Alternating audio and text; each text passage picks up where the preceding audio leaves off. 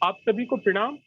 महाराष्ट्र राज्य हिंदी साहित्य अकादमी द्वारा 75 साल 75 व्याख्यान की श्रृंखला में आज का व्याख्यान हमारा 7वां व्याख्यान है और आज हमारे साथ स्रोत विद्वान के रूप में उपस्थित हैं आदरणीय डॉक्टर रमाशंकर सिंह जी। आप पूर्व अध्येता रहे भारतीय उच्च अध्ययन केंद्र शिमला पे, जहाँ पे आपने नदियों और निषादों को लेके एक बड़ा व्यापक काम किया, जो इन दिनों सेतु प्रकाशन से नदी पुत्र नाम से प्रकाशित होकर हम सभी पाठकों के लिए, अध्ययन अध्यापन से जुड़े हुए लोगों के लिए वो किताब के रूप में, पुस्तकाकार रूप में हमारे बीच उपस्थित है। आज सर जिस विषय पे अपनी बात रखेंगे वह है आजादी की छांव में भारत की संविधान सभा और महात्मा गांधी। इसी विषय के इर्द गिर्द आज का सर का व्याख्यान केंद्रित रहेगा। तो मैं एक बार सर पुनः महाराष्ट्र राज्य हिंदी साहित्य अकादमी की तरफ से आपका स्वागत करता हूं और आपको आमंत्रित करता हूं कि आप आए और आज के केंद्रित विषय पर अपना व्याख्यान हमारे समक्ष रखें। आदरणीय डॉक्टर रमाशंकर सिंह जी। धन्यवाद डॉक्टर मनीष जी, और मुझे बहुत अच्छा लगा आपके साथ यहाँ एक बार फिर से जुड़कर, और ऐसा लगा कि जैसे भारतीय उच्च अध्ययन संस्थान शिमला की समितियां ताजी हो गई हों, और वहाँ भी आप जब थे तो बहुत ही ज्यादा सक्रिय रहते थे। हालांकि एक ही महीने में ढेर सारे काम करने होते हैं, यूजीसी एसोसिएट को और दूसरे अन्य विद्वानों को, मुझे भी, सब लोगों को वहाँ इसी तरीके से व्यस्त रहना होता था। तभी ये हम लोगों के लिए बड़ी अच्छी बात रही कि शिमला में आप जैसे दोस्त मिले। और आज जो व्याख्यान का विषय है उसका मैं पहले पढ़ देता हूँ और उसके बारे में बता देता हूँ कि इसके यह टाइटल रखने का इरादा क्या था। तो व्याख्यान का शीर्षक है आजादी की छांव में भारत की संविधान सभा और महात्मा गांधी। इसमें तीन चीजें हैं। एक तो कि आजादी की छांव में, आजादी आ रही है, आजादी के आसपास, यानी 15 अगस्त 1947 से थोड़ा सा पहले और उससे थोड़ा सा बाद में एक ऐसा 15 अगस्त 1947 एक बहुत धुंधला सा कालखंड है जिसमें आजादी मिल रही है, भारत के लोगों को बहुत सारी चीजें मिल रही है और बहुत सारी चीजें वे गंवा भी रहे हैं।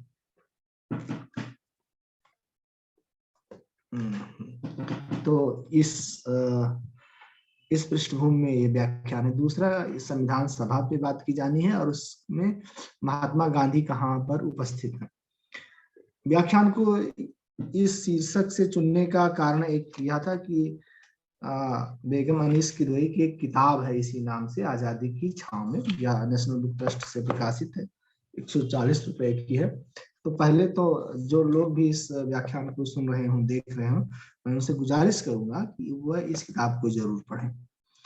यह नेशनल बुक ट्रस्ट से प्रकाशित है, वहां मिल जाएगी, और ऑनलाइन खोजेंगे भी तो कहीं इधर उधर किसी ऑनलाइन पब्लिक लाइब्रेरी में ये किताब मिल जाएगी, पढ़नी चाहिए, बहुत शानदार किताब है।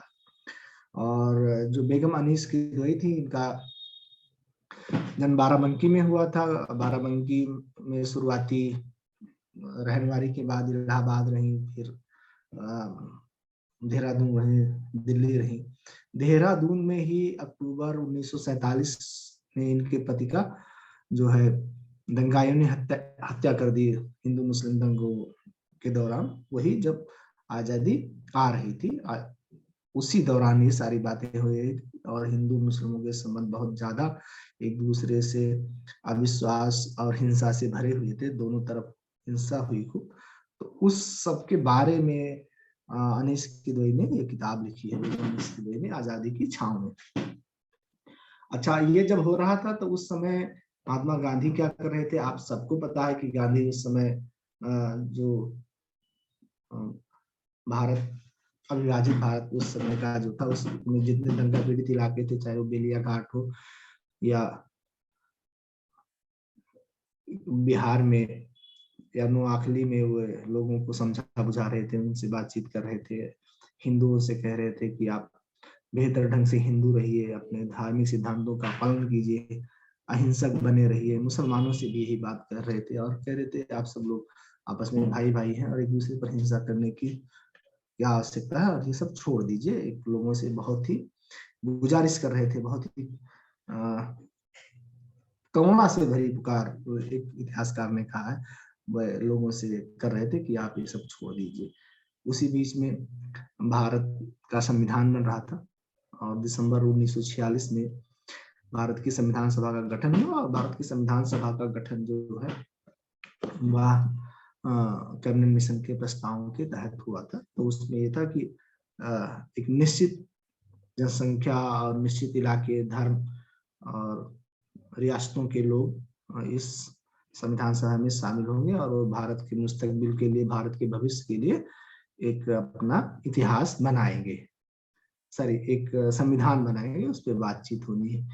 अब मामला जो है वह इसका ये है कि इस पृष्ठभूमि में जब दंगे हो रहे हैं, लोग मारे जा रहे हैं और खून बह रहा है, तो उस समय लोग क्या कर रहे हैं। तो बेगम अनीस किदवई इस किताब में जो बताती हैं वह बहुत महत्वपूर्ण है कि कैसे उनके पति के हत्या के बाद उनको क्या, उसके पहले क्या हो रहा था, गांधी जी पर किस तरीके से लोग फप्तियां कस रहे थे और उनको भौतिक नुकसान पहुंचाना चाहते थे। फिर उनकी हत्या हो गई थी जनवरी 1948 को, गोडसे ने उनकी हत्या कर दी। तो उसके बाद क्या हो रहा था और उसी दौर में पूरे भारत पाकिस्तान, आज का जो भारत पाकिस्तान है, तो उस दोनों तरफ की सीमाओं पे स्त्रियों को लूटा जा रहा था, जैसे भेड़ बकरियां हो या कोई सामान हो, और लोग उनकी ग्रेडिंग कर रहे थे, अच्छी, बुरी और बुरी, जवान, कम जवान या कमसिन लड़कियां या घर में काम करने वाली, उम्र के हिसाब से और शारीरिक सुंदरता के हिसाब से दोनों तरफ के पुरुष स्त्रियों को बांट रहे थे और उनको अपने घरों में कैद कर रहे थे। ऐसे ही वातावरण में उनको ये जब देश आजाद हो रहा था तो उनको बहुत सारी स्त्रियों ने और प्रशासन ने, दोनों तरफ के प्रशासन ने मिलकर उनको छुड़ाया और उन स्त्रियों के पुनर्वास का काम बहुत चैलेंजिंग काम था। उसको कमला देवी चट्टोपाध्याय, सुभद्रा जोशी, इन सबके साथ मिलकर बेगम अनीस ने बहुत ही तत्परता से अंजाम दिया और वह भी जब उन पर एक बहुत ही पर्सनल ट्रामा गुजर रहा था, उस समय वह ऐसा कर रही थी। तो आप देखिए कि जो महान आदमी होता है वह अपने पीछे अपने सहयोगियों की, अपने नायबों की और अपने अनुयायियों की एक लंबी श्रृंखला तैयार करता चलता है। इस बात को कोई भी व्यक्ति, सामान्य पाठक, भारतीय हो या दुनिया के किसी भी हिस्से का, वह इस बात को जरूर स्वीकार करेगा कि गांधी ना होते तो विभाजन की जो पीड़ा है वो कहीं ज्यादा होती, कहीं ज्यादा दिक्कत में लोग आते। हालांकि कुछ जो सिरफिरे लोग हैं, अनैतिहासिक तरीके से भारतीय उपमहाद्वीप के इतिहास को देखते हैं, वे यही कहते हैं कि इस सब के लिए महात्मा गांधी जिम्मेदार थे और उनकी यह सोच कोई आज की नहीं, बहुत पहले की है। इसी के कारण महात्मा गांधी की हत्या हुई, बहुत सारे लोगों को पीड़ा कष्ट उठाना पड़ा उस दौर में। तो उस सबसे निपटने के लिए बेगम अनीस किदवई यह सारा काम कर रही थी। एक बात ये होगी। दूसरी बात इसमें यह था कि जो भारत का विभाजन हुआ था वह धर्म के आधार पर था, संख्या के आधार पर था और अलग अलग धर्मों की का अलग अलग मुल्क होना चाहिए, अलग अलग उनका संविधान होना चाहिए, अलग अलग उनके शासक होने चाहिए। इस तर्क पर मुस्लिम लीग ने और उनके समर्थकों ने पाकिस्तान की मांग की और बाद में पाकिस्तान एक वास्तविकता बना। उसके कारण क्या हुआ कि एक हिस्से में, जनता के एक हिस्से में यह भय संचार किया गया कि आप जो है दूसरे धर्म के कारण सुरक्षित नहीं। जैसे भारत में अभी भी बहुत सारे लोग नारा लगाते हैं कि देखिए हिंदू खतरे में है, जबकि भारत में मुस्लिम हिंदुओं से बहुत कम संख्या में है, लेकिन नारा दिया जाता है कि हिंदू खतरे में। एक राजनीतिक गोलबंदी की जाती है। उस समय भी यही नारा दिया गया कि मुस्लिम खतरे में है, क्योंकि भारत में हिंदू ज्यादा है और मुस्लिमों को वो दबा देंगे, उनके हित सुरक्षित नहीं रहेंगे, उनकी हत्या कर देंगे, उनका कत्ल गायब कर देंगे या उनको 2 दर्जे का नागरिक बना देंगे। इस सब के खिलाफ महात्मा गांधी का जो पूरी शिक्षा है, जो विचार है और उस समय का उनका जो व्यक्तित्व है, उनकी जो शारीरिक काया है, वह सब इसके खिलाफ खड़ी हुई थी। तो उन्होंने भरसक इसका प्रयास किया कि या जो चल रहा है ये खत्म होना चाहिए, ये रुकना चाहिए। और जैसा सब लोग जानते हैं कि जब गांधी जी की हत्या हो गई है, उसके बाद सारे जो फसाद थे, सारे दंगे थे, सारे कत्लो गारत थे, रुक गए। तो एक बात ये रही। अब संविधान सभा में गांधी जी के बारे में बात करने का जो मामला है वह यह है कि एक फैशन सा चल पड़ा है कि क्या कहना कि गांधी जी को इस देश ने भुला दिया, या कुछ लोग कहते हैं कि नहीं, सब गांधी जी हैं और कोई दूसरे नहीं हैं। तीसरे तरीके के लोग हैं कि गांधी जी के सिद्धांतों की कोई बहुत ज्यादा जरूरत रह गई है, भारत नए तरीके के युग में पहुंच चुका है, तो उसको नए सिद्धांत अपनाने चाहिए और 2 अक्टूबर 30 जनवरी को उनके बारे में बात कर लीजिए। तो ऐसी बात है नहीं। अभी भी भारत में जो गांधीवादी सिद्धांत है वो बहुत गहरे तक बैठे हुए हैं, और वह न केवल एक सिद्धांत के रूप में पढ़ने लिखने वालों के बीच में, बल्कि इस देश की जो राजनीतिक प्रणाली है जिससे यह देश बनता बिगड़ता है, उसमें भी गांधी समाहित रहते हैं। ये अलग बात है कि किसी दिए गए समय में, किसी दिए गए कालखंड में कोई शासक, कोई राजनीतिक पार्टी उसको कितना लागू करती है या कितना दबाने का प्रयास करती है। तो जब भारत की संविधान सभा बनी तो बहुत सारे लोगों ने कहा कि महात्मा गांधी को इस संविधान सभा में शामिल होना चाहिए। और उस समय बिहार से एक सदस्य थे, गए थे संविधान सभा में, उनका नाम था तजम्मुल हुसैन। तो तजम्मुल हुसैन साहब ने कहा कि इस समय 27 जनवरी 1948 को इस समय दुनिया में जो सबसे महानतम लोगों में से एक है वो महात्मा गांधी, और ऐसा आदमी भला हमारे संविधान सभा में क्यों नहीं शामिल है, तो उनको शामिल होना चाहिए। कॉन्स्टिट्यूएंट असेंबली ऑफ इंडिया में उनको शामिल होना चाहिए, क्योंकि भारत का संविधान बन रहा है, इस देश का मुस्तकबिल तैयार किया जा रहा है, तो गांधी जी को यहाँ पर होना चाहिए। लेकिन गांधी जी वहां नहीं थे। गांधी जी क्यों नहीं थे? एक तो कारण ये है कि जैसा कुछ लोग कहते हैं कि गांधी जी उस समय दंगों की से जो झुलसा हुआ भारतीय उपमहाद्वीप थे उसकी आग बुझा रहे हैं। लेकिन अगर उस समय दंगे ना भी हुए होते तभी महात्मा गांधी भारत की संविधान सभा में ना आते। उसका कारण यह है कि आप अगर उनके हिंद स्वराज को पढ़े, जो लगभग संविधान सभा के बैठने के लगभग 40 साल पहले उन्होंने लिखा था, तो उसमें उन्होंने यह बात कही थी कि भारत को जो ब्रिटेन है वह देना क्या चाहता है, एक संसदीय प्रणाली देना चाहता है जिसके शीर्ष पर एक प्रधानमंत्री होगा। और वह प्रधानमंत्री करता क्या है, ब्रिटिश प्रधानमंत्री करता क्या है कि वह संसद से अपनी पार्टी के 1 मिनट बस,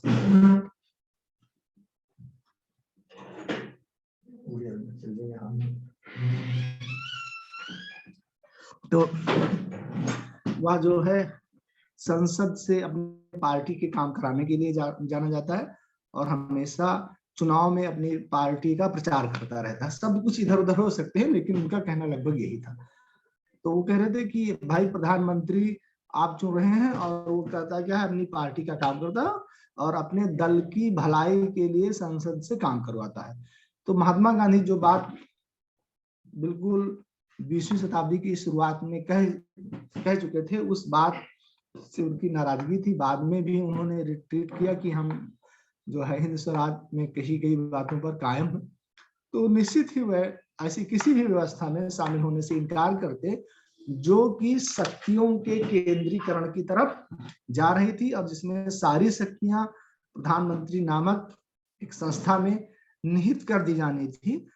तो गांधी इसके खिलाफ होते, इसलिए गांधी को तो यहाँ आना ही नहीं था और गांधी नहीं आए। तो एक बात यह हुई कि गांधी का संविधान सभा में आना या ना आना एक राजनीतिक सवाल था, और उस सवाल को गांधी ने बहुत पहले ही एड्रेस कर दिया था कि जो सत्ता है वह केवल प्रधानमंत्री के हाथ में नहीं होनी चाहिए, और वह जो प्रधानमंत्री है वह किसी दल के प्रति ज्यादा ईमानदार रहता है बनिस्बत उस देश की जनता के, उस देश की समस्याओं की। यह बात वह ब्रिटिश प्रधानमंत्री के लिए कहते थे।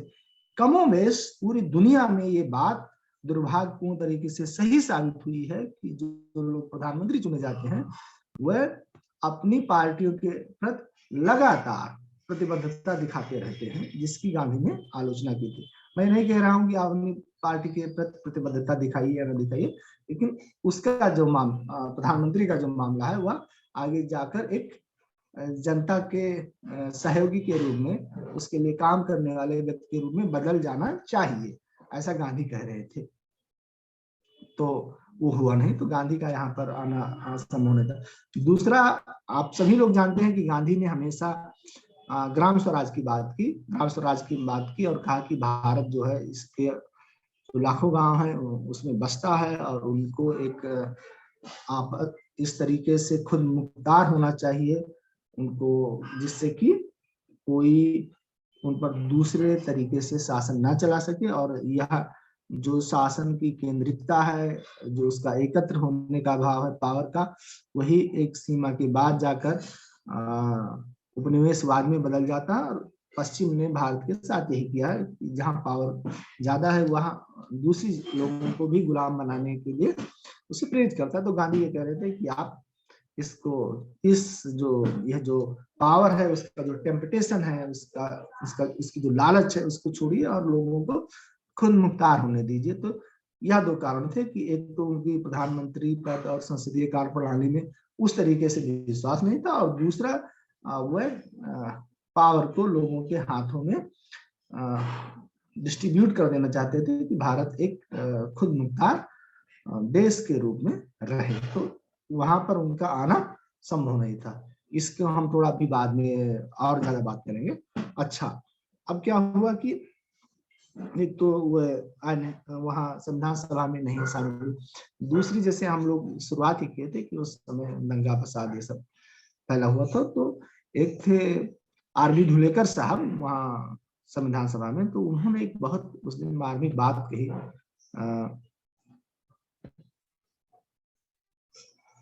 कि 27 जनवरी 1947 को गांधी की हत्या के एक साल पहले लगभग इन्होंने आरबी धुलेकर ने एक बात कही कि जब तक गांधी, खान अब्दुल गफ्फार खान, जवाहरलाल नेहरू और सरदार पटेल जिंदा हैं, तब तक इस देश के मुस्लिमों को डरने की, इस देश के अल्पसंख्यकों को डरने की कोई आवश्यकता नहीं है। आप ध्यान दीजिए, 27 जनवरी 1947 को कह रहे हैं और आजादी उसके 7-8 महीने बाद आ रही, औपचारिक रूप से 15 अगस्त 1947 को आ रही, और संविधान सभा में आरबी धुलेकर कह रहे हैं। ऐसा इसलिए कह रहे हैं कि उस समय यह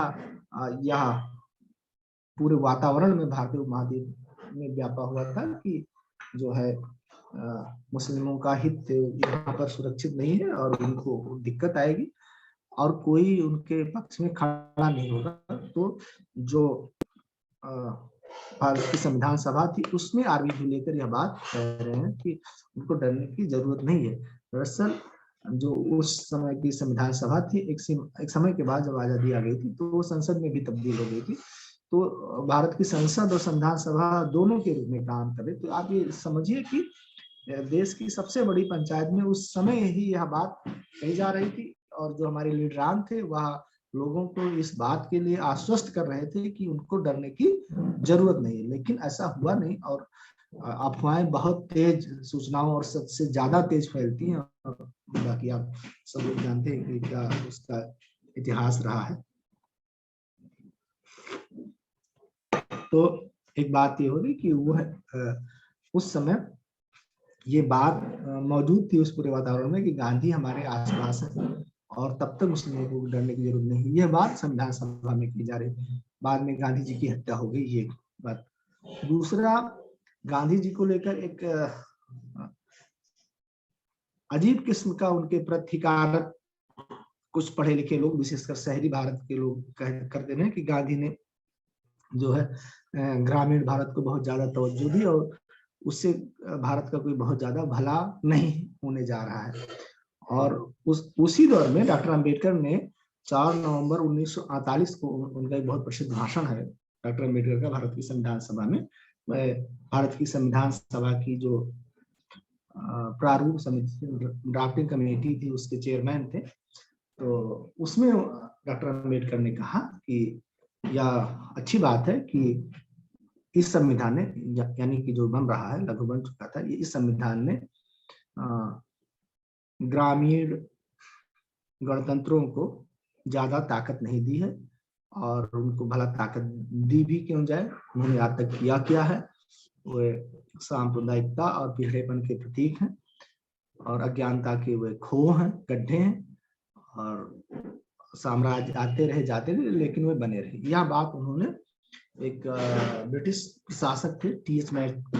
मेटकाफ, उनके हवाले से कही, लेकिन बात बिल्कुल स्पष्ट थी कि यह जो गांधी का जो ग्राम स्वराज था उसके खिलाफ कह रहे थे, और ये बात कोई अनक्वेश्चनेबल नहीं रही। और अगले ही दिन डॉक्टर अम्बेडकर की जो कांग्रेसी लोग थे, और कांग्रेस के अंदर विशेषकर जो गांधीवादी लोग थे, उन्होंने उनकी, डॉक्टर अम्बेडकर की काफी तीखी आलोचना की और कहा कि ये बात जो आप कह रहे हैं उससे हम सहमत नहीं हैं, हम उससे राजी नहीं हैं। और एक दामोदर स्वरूप सेठ थे, तो उन्होंने कहा कि ये जो गांधी को आप गांव को आप इस तरीके से खारिज कर दे रहे हैं, ये बात कोई ठीक नहीं है। और यह महात्मा गांधी ही थे जिनके कारण आजादी की लड़ाई का संदेश गांव तक पहुंचा और वह व्यापक हुई। तो आपका यह कहना कि गांवों ने कुछ नहीं किया है और अज्ञानता और सांप्रदायिकता के ये गहवर हैं, ये बात ठीक नहीं है, और ये ऐतिहासिक रूप से सच नहीं है। ये बात कही किसने? दामोदर स्वरूप सेठ ने ये बात कही, और उन्होंने अम्बेडकर को कंटेंट किया। फिर एच.बी. कामत ने इससे थोड़ा आगे और पॉलिटिकली बहुत ही साफ बात कही कि देखिए, आप अम्बेडकर साहब से उन्होंने कहा कि आप कह रहे हैं कि जो शक्ति का संकेंद्रण है वह केंद्र में होना चाहिए। यह बात बहुत ठीक नहीं है, क्योंकि जब शक्ति केंद्र में ज्यादा आ जाएगी, यानी किसी एक पार्टी यानी सरकार में ज्यादा ताकत आ जाएगी, जिसका मुखिया प्रधानमंत्री होगा, मंत्रिमंडल और सरकार जैसे बनती है, आप सब लोग जानते हैं, तो सरकार की संरचना में बहुत ज्यादा जब ताकत आ जाएगी तो वह बहुत खतरनाक बात होगी। ये बात एच.बी. कामत ने कहा, और इससे एक सर्वाधिकारवादी वातावरण बनेगा जो फासिस्ट आदर्शों की ओर ले जाएगा। यानी जब ताकत ज्यादा आएगी किसी भी पार्टी में, तो उस पार्टी के सर्वाधिकारवादी होने और फासिस्ट होने की संभावना ज्यादा बढ़ जाएगी। दिक्कत क्या है कि इस बात को तो गीता बाइबल की तरीके से अम्बेडकर के इस कथन को लोग दोहराते हैं कि उन्होंने गांव को ये कहा था, अज्ञानता के अड्डे कहा था, सांप्रदायिकता के गढ़ कहा था। इस बात को लोग रोज दोहराते रहते हैं सार्वजनिक जगहों पर और अपने लेखों पर। लेकिन 4 नवंबर 1948 को जो बात कही गई, 5 नवंबर 1948 की बात को क्यों नहीं कहा जा रहा? यह 3 कारण से। एक तो लोग संविधान सभा की बहसों को पढ़ते नहीं, दूसरा ऐसे लोग बहुत चालाक हैं और बदमाशीपूर्ण तरीके से चीजों को बाहर कर देना चाहते हैं। तो इसीलिए जरूरी है कि भारत की संविधान सभा की जो बहसें हैं उसको पढ़ा जाए, और जितना भारतीय इतिहास में उसका जो अनुभव रहा है, भारत का सामूहिक अनुभव रहा है, भारत के विभिन्न जातियों, समुदायों, स्त्रियों, पुरुषों, ग्रामीण भारत, ब्रिटिश भारत, रियासती भारत, इन सबका जो अनुभव रहा है, और लोग आजादी के आंदोलन के दौरान क्या सोच समझ रहे थे और किन किन बातों पर लोगों की असहमतियां थी, किन किन बातों पर लोगों की सहमतियां थी, और वह सहमतियां कहाँ तक आगे गई और कहाँ तक वह कानून का रूप धारण कर सकी, इस बारे में हमें बात करनी चाहिए। और उसको करने के लिए सबसे बेहतर बात होगी कि हम सब भारत की संविधान सभा को जरूर पढ़ेंगे। ऑनलाइन मौजूद है, हिंदी में है, पीडीएफ में और अंग्रेजी में, तो ये आप एक क्लिक पर मौजूद है, कॉन्स्टिट्यूएंट असेंबली डिबेट्स। आप उसमें किसी भी आदमी के बारे में जानना चाहेंगे, किसी स्त्री के बारे में, आपको सब मिल जाएगा, कौन कहाँ से आएगी, और आप उसको पढ़िए तो आप पाएंगे कि जो आचार्य शुक्ल कहते थे कि परिचय से प्रेम उपजता है। ठीक, तो आपको परिचय होगा इस भारत के संविधान से कि कैसे भारत का संविधान बना, किन लोगों ने किन आदर्शों के के लिए इस संविधान को बना, तो आप इससे प्यार करने लगेंगे और बहुत सारे लोगों से, बहुत सारे विचारों, व्यक्तियों, इस सबसे प्यार करने लगेंगे और किसी एक दी गई सूचना के आधार पर चीजों को जज करने से बचेंगे। तो यह मैं कह रहा था कि भारत की संविधान सभा की बहस को आप पढ़िए, और लगभग 4000 से अधिक पृष्ठों में फैली हुई, तो आप ये जान पाएंगे कि उस समय डॉक्टर अंबेडकर क्या कह रहे थे, डॉक्टर अंबेडकर के विरोध में दूसरे लोग कह रहे थे, क्या कह रहे थे, डॉक्टर अंबेडकर क्यों कह रहे थे कि भारत में ग्रामीण गणतंत्र नहीं होने चाहिए, क्योंकि उनकी अपनी वाजिब शिकायतें थी। वाजिब शिकायतें यह थी कि गांव में अस्पृश्यता जबरदस्त थी, वहां उसका पुनरुत्पादन होता था, आज भी होता रहा है, और जातीय संरचनाएं बनी थी। जो अस्पृश्य थे, दलित थे या घुमंतु थे, विमुक्त थे, उनके पास जमीनें नहीं थी, बाकी लोगों के पास जमीनें थी, उनकी आर्थिक दशाएं ठीक नहीं थी। तो कुछ लोगों के लिए जिनके पास जमीनें थी, जिनके पास गांव में ताकत थी, उनके लिए गांव तो बहुत अच्छी जगह थी। जिनके पास जमीनें नहीं थी, अस्पृश्यता थी, बहिष्कृत थे, अपमानित थे, संतप्त थे, उनके लिए गांव तो कोई बहुत शानदार जगह नहीं हो सकती थी। तो उसका बेवजह इतना ज्यादा गुणगान क्यों किया जा रहा है? लेकिन एक दूसरे स्तर पर जो गांधी कह रहे थे कि यह केवल सामाजिक समस्या नहीं, यह एक राजनीतिक समस्या भी हो जाएगी, जिसको बाद में इन सारे विद्वानों ने स्पष्ट किया कि जैसे ही सारा कुछ काम धाम किसी एक जगह पर केंद्रित कर दिया जाएगा, सारी ताकत, सारी राजनीतिक ताकत एक संस्था में दे दी जाएगी, तो उस संस्था के बहुत ज्यादा सर्वाधिकारवादी और फासिस्ट होने की संभावना बढ़ जाएगी। अब पूरे दक्षिण एशिया का जो अनुभव है पिछले 50-60 साल का, 70 साल का, वह यही बताता है कि जब जब यहाँ शासक बहुत ज्यादा शक्तिशाली हुए, तब तब नागरिकों का लोकतंत्र का दमन हुआ।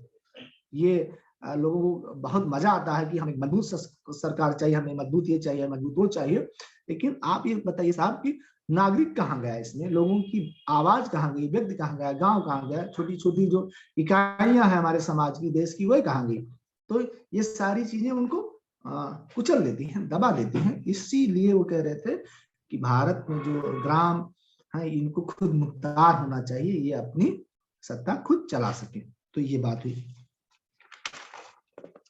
अच्छा, और ये ऐसे मामला बिल्कुल बिना चुनौती के नहीं चला गया। 22 नवंबर 1948 को फिर एच.बी. कामत ने कहा कि एच.बी. कामत, टी. प्रकाशन और के संथानम ने एक वही पेश कर दिया, जो है संशोधन पेश कर दिया कि, और उसमें उस समय भारत के संविधान में अनुच्छेद 31A जोड़ा गया, और उसके तहत कहा गया कि ये राज्य की जिम्मेदारी होगी कि वह पंचायतों का गठन करे, उनको इस लायक बनाए कि उनमें ताकत आए और वह खुद मुख्तार हो सके। राज्य के निर्देशक तत्वों में इसे जोड़ा गया। बाद में इसे एक संवैधानिक जामा पहनाया गया, और 1992 में ये 73वां संविधान संशोधन लागू किया गया, और जिसमें पंचायतों को न केवल संवैधानिक अधिकार प्रदान किए गए, बल्कि उसमें को जो है उसमें आरक्षण की व्यवस्था की गई। उसमें महिलाओं के लिए, अनुसूचित जातियों के लिए, जनजातियों के लिए अलग 1996 में लाया गया एक अलग पेशा अधिनियम। ये सारी चीजें की गई। तो आप देखिए कि जो ताकत है, जो देश को चलाने की बात है, वह किस तरीके से विकेंद्रित की जा रही है, और लोग खुद मुख्तार हो रहे हैं। आप देखिए कि जब ये कोविड संकट आया, और तो उसमें बचने में किस चीज ने सबसे ज्यादा मदद की? उसमें सबसे ज्यादा मदद इन्हीं गांव ने की। ग्राम पंचायतों के थ्रू बहुत सारी बातें हुई। आप ये कह सकते हैं कि भाई स्कूलों में ठीक से व्यवस्था नहीं रही, ग्राम प्रधानों ने काम नहीं किया, लेकिन यह भी तो है कि इन्हीं लोगों से जो बन पड़ा वही काम उन्होंने ही काम किया। जितनी राहत सामग्रियां थी इसी के थ्रू पहुंचाई गई। अगर आप कोई केंद्रीकृत व्यवस्था लागू करेंगे तो लोगों तक पहुंचेंगे कैसे? उसको आपको डिसेंट्रलाइज करना होगा, और जब तक उसमें आप ताकत नहीं देंगे तब तक मामला कहां से आएगा? तो इस बात को आपको समझना चाहिए कि जो पंचायती राज है, या जो ग्राम स्वराज है, या जिससे लोग कब पहुंचेगा, इसके बारे में डॉक्टर अंबेडकर ने, या उनके जो विरोधी थे, या जिन लोगों का विरोध डॉक्टर अंबेडकर कर रहे थे, उन्होंने क्या क्या बातें कही, तो उसको जानने के लिए संविधान सभा को पढ़ा जाना चाहिए। एक बात ये भी है कि कहा जाता है कि गांधी जो है संविधान सभा में किनारे कर दिए गए। भारत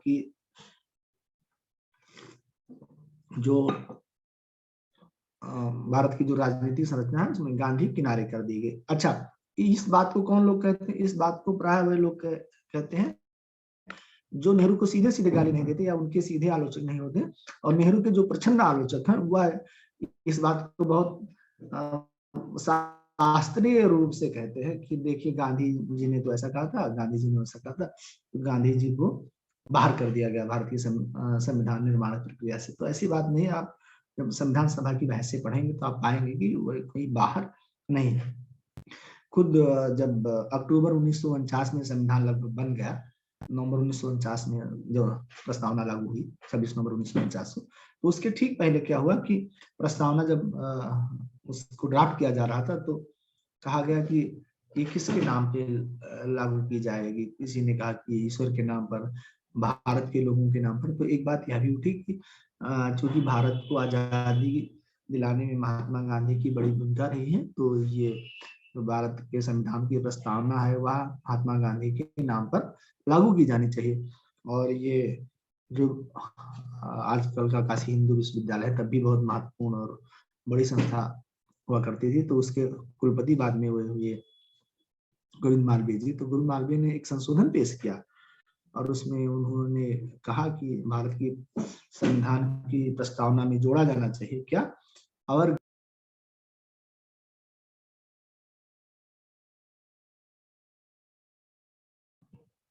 भैया अनम्यूट करें, आपको अपने आप को अनम्यूट कर लें। रमा भैया अपने आप को अनम्यूट कर लें। तो उसी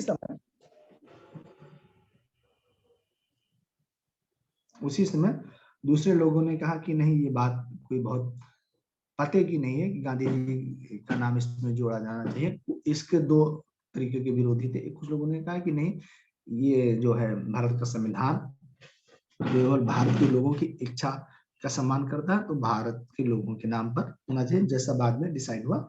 दूसरा ये हुआ कि जो जिनके लिए गांधी एक बहुत बड़ी मूल्य प्रणाली थे, जैसे कि एक थे बिहार से ब्रजेश्वर प्रसाद जी, तो उन्होंने कहा कि आप सिब्बल लाल सक्सेना ने कहा कि गांधी जी के नाम पर भारत के संविधान की प्रस्तावना में शामिल किया जाना चाहिए एक वाक्य। तो उस पर इन्होंने कहा, क्या नाम है, ब्रजेश्वर प्रसाद ने कहा कि आप इसमें गांधी जी के नाम पर ये सब तो लागू कर रहे हैं, और यह तो सड़ा गला संविधान है, रॉटन कॉन्स्टिट्यूशन है, और इसको भला गांधी जी के नाम पर क्यों लागू कर रहे हैं? इसमें गांधी जी का दिया हुआ कुछ नहीं है, और इसको भारत के संविधान को गांधी जी के नाम पर लागू ना कीजिए। बाद में उसी संविधान सभा में लोगों ने कहा कि नहीं, ये बात सही नहीं है कि संविधान में गांधी जी का दिया हुआ कुछ नहीं है, उनके बारे में हम लोगों ने बहुत सारी बातें की है, तो यह कहना उचित नहीं। हालांकि बाद में संविधान की प्रस्तावना में महात्मा गांधी का नाम नहीं लागू किया गया, लेकिन बहुत सारी ऐसी बातें हैं। आप पूरे इस डिबेट को पढ़ेंगे तो आप पाएंगे कि गांधी भारत की संविधान सभा में अनुपस्थित होकर भी किस तरीके से मौजूद है। तो ये सारी बातें हमें जाननी चाहिए। मुझे यही बातें कहनी थी। धन्यवाद।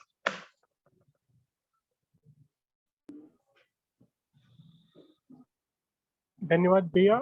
मैं लगातार आपको सुनते हुए जो ये गवर्नमेंट की वेबसाइट है जहाँ पे हिंदी और अंग्रेजी दोनों भाषाओं में स्कैन रूप से ये पूरा का पूरे सारे अंक जो हैं 12 खंड में देख रहा हूँ, ये सारे के सारे ऑनलाइन उपलब्ध हैं। जो भी चाहें कि संविधान सभा की बहसों को अच्छे से पढ़ सकें, उनके लिए जैसा कि आदरणीय रमाशंकर सिंह जी ने बताया कि ये ऑनलाइन उपलब्ध है, तो आप इसको जो है लोकसभा की वेबसाइट पे जाके देख सकते हैं, और ये हिंदी और अंग्रेजी दोनों ही भाषाओं में उपस्थित है। साथ ही साथ वो एक चालाकी जो कि इस तरह की बहसों से अपने हिस्से की, अपने मतलब की चीजें निकाल के जिस तरह से वो प्रस्तुत की जाती हैं, तो वो कितनी खतरनाक है, कहीं ना कहीं उसकी तरफ भी इशारा आदरणीय रमा भाई साहब ने किया। और आज का ये व्याख्यान जो है संविधान सभा की बहसों के महत्व को लेकर भी हम समझ सकते हैं कि अगर ये अध्ययन अध्यापन की परिपाटी में किसी तरह शामिल हो सके, तो निश्चित तौर से जो शोध कर रहे हैं, जो शोध कार्यों से जुड़े हुए बच्चे हैं, चाहे वो समाज विज्ञान के हों, राजनीति शास्त्र के हों, भाषा के हों, मानविकी के हों, निश्चित तौर पे उनके लिए ये सारी चीज़ें अपने ही इतिहास, अपने ही संविधान की परंपरा को नए तरीके से देखने, आँकने और परखने का यह एक तरीका हो सकता है। और जैसा कि शुरू में मैंने ज़िक्र किया था कि अकादमी की कोशिश है कि इस तरह के जो 75 व्याख्यान यूट्यूब चैनल पे ऑनलाइन माध्यम से अकादमी उपलब्ध करा रही है, आगे चल के ये सभी व्याख्यान जो हैं, एक पुस्तिकाकार रूप में भी हम लोग अकादमी की तरफ से प्रकाशित करेंगे, ताकि एक संपदा के रूप में, एक लिखित दस्तावेज के रूप में ये हमेशा के लिए लोगों के लिए उपलब्ध हो सके। तो आज का ये व्याख्यान आदरणीय रमाशंकर सिंह जी ने आज़ादी की छाँव में भारतीय संविधान सभा और गांधी जी को लेख केंद्रित करके रखा और बहुत सारी नई जानकारियों से हम लोगों को अवगत कराया। मैं सर के प्रति आभारी हूँ, कृतज्ञ हूँ कि उन्होंने हमारा निमंत्रण स्वीकार किया और आज इस व्याख्यान के लिए आपने समय निकाला। सर, मैं अकादमी की तरफ से पुनः एक बार आपका आभार व्यक्त करता हूँ और आपकी अनुमति से आज के इस व्याख्यान की समाप्ति की घोषणा करता हूँ। जी। बहुत-बहुत धन्यवाद।